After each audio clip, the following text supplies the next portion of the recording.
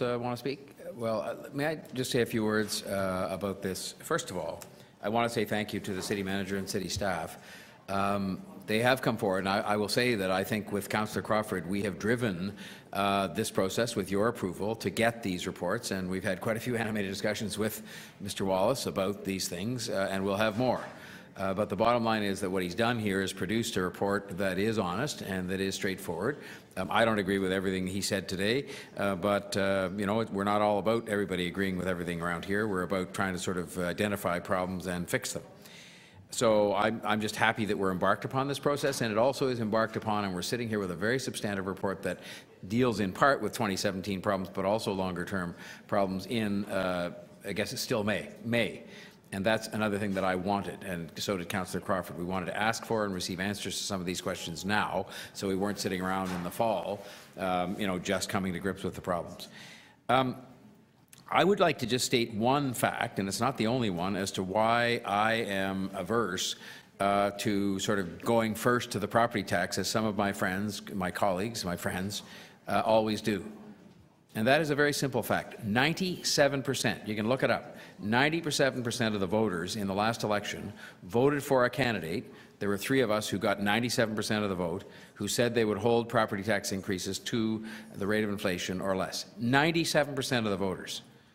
And what they were saying, I don't think, was so much that, well, that means we should freeze government where it is, or some of them would have said that, some would have said reduce the size of government. What those were saying who thought we should be improving services, because I think that would be many of them, is please try to find another way to do that without doing it on the property taxes, notwithstanding what Councillor Thompson said, which is a true fact. I mean, what he said was true of his house and lots of other houses, not all, in the City of Toronto.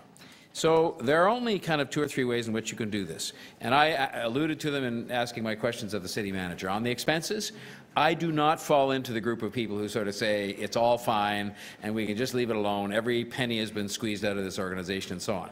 Anybody who says that, and I know Mr. Wallace was not saying that, but anybody who says that in an organization with tens of thousands of employees and billions of dollars in expenditures is not being straightforward. I've run billion-dollar organizations with thousands of employees, and you're never over the job of trying to find more efficient ways to do things. And whether it's through technology or the word transformation has been used here today, there is much more to be done. But that involves, actually, and let's come back to Councillor Carroll's you know, recitation of the "don't blame me," it involves people willing to look at other ways of doing things. So what we can't have as part of this exercise is people who say, oh, we couldn't possibly monetize an asset. The world might come to an end. The sun might not come up tomorrow if we monetized an asset. If we actually took something that had a significant amount of public resources invested in it and made better use of those public resources, no, we can't do that. We can't.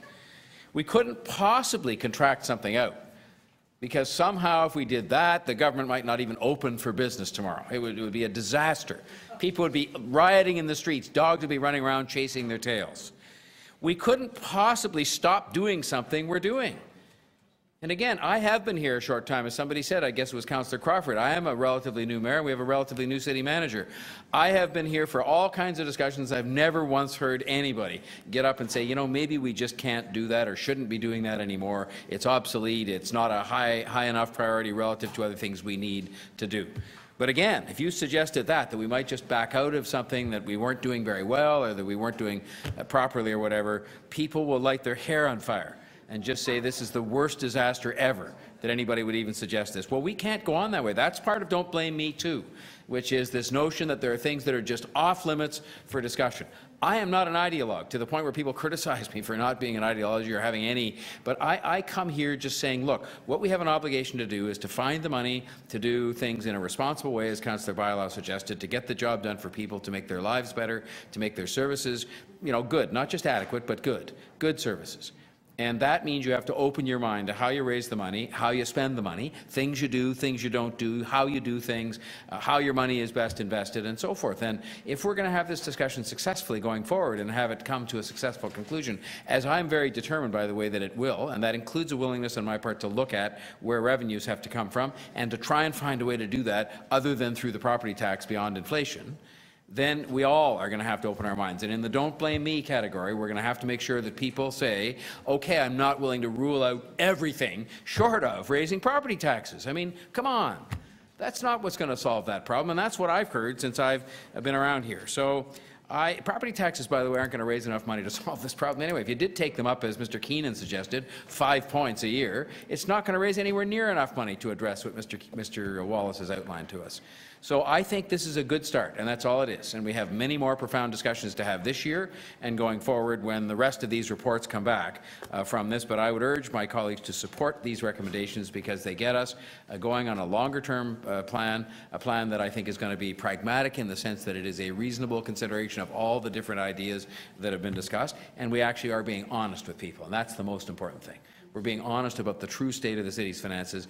I wanted that, and I welcome that as much as sometimes it's tough to listen to the medicine being administered by my friend next to me, the city manager. So that's all that I have to say, and I apologize for the 45 seconds. Anybody else?